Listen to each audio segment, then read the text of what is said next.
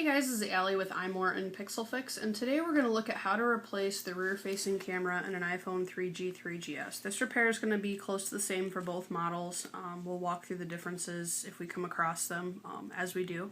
The first thing you're going to want to do is make sure you have the right parts. For this you're going to need a suction cup, a 00 Phillips screwdriver, and a pry tool. Whether or not you want to use one like this or like this, up to you, either one will work. The first thing you're going to want to do is remove the two dock connector screws in the dock. I've already done this just to save some time. So you're going to remove those, and the next thing we need to do is remove the screen. And remember, always have your phone powered off before you perform any repair. So what we're going to do to remove the screen, and this will work on a 3G or a 3GS, is sit the suction cup right above the home button like this. You've got some cables up in this corner you don't want to tear, so you always remove the bottom half first. And the way I do this is hold the phone at the top, and the suction cups that have this ring on them, you can put them on there too, work the best. And then you're going to gently pry up, but you're going to want to hold your hand over the bottom of the phone so then you don't, or over the top of the phone. So,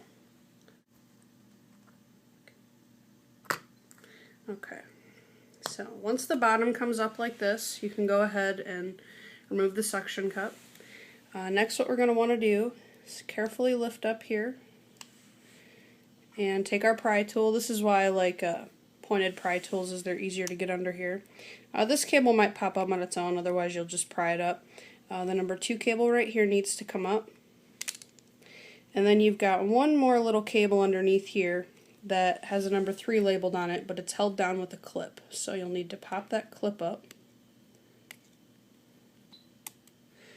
carefully and then back that cable up. And then you can set this part aside for reassembly later. You don't need to do anything with that. The next thing we need to do is disconnect some cables here from the logic board. For a camera replacement, we're going to start up here in the corner. Here's your camera. And we're going to remove the screw that holds this camera in. And the reason I'm doing this screw first is you'll notice there's a little bracket on here. Don't lose that bracket. You'll need it for reassembly. So we'll set that aside. And then to remove the logic board, what you're going to need to do is you're going to need to remove this number 6 cable, this number 5 cable, this number 4 cable, and 3GS users are going to have another cable right over here in this corner. I believe it's labeled cable 7. So you're going to want to remove that. The next thing we're going to want to do is we're going to need to remove the logic board because the camera is going to connect on the rear side. So you've got a couple screws holding this in. We've already removed one of them. You've got another one here, here, here. Another one underneath this do not remove sticker that you just peel up. It'll be underneath there. And you're going to have another screw here, here, and here. So we'll pause to remove these screws. So you should be removing a total of, counting the camera screw, 1, 2, 3, 4, 5, 6, 7, 8. It's worth noting as you're pulling these out, make sure that you're keeping them in order because they are different sizes. Okay, so we've removed all the screws holding the logic board down. The next thing we're going to want to do is remove the SIM card tray if you haven't already. You can either use, I have a SIM removal tool, or you can use a paper clip. Either one is fine. And just pop out your SIM tray and your SIM card if you have one in there. The next thing we're going to want to do is remove the actual logic board, but first we're going to need to pop up the camera right here. All you're going to want to do is get your pry tool underneath there, and it'll pop right up. You can see it right there. But to actually replace the camera, we're going to need to actually remove the logic board as it connects on the bottom side.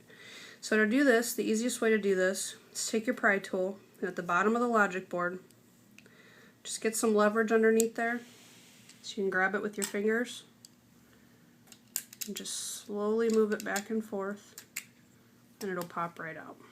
So, for your camera, all you're going to want to do is your connectors right here, and pop it off. That's your connector. There's nothing wrong with this one, so I'm going to put it right back on, and then line up your new one and snap it down. And you'll hear it snap in there, or you should at least feel it with your fingers. So once you've done that, now we're ready to reinsert our logic board. The easiest way I found to do this, I gently push this cable back to where it stays underneath the frame. It won't hurt it. So then it's not in the way when you're reinserting the logic board. One thing you're going to want to watch for up here is that you don't get these caught underneath the logic board.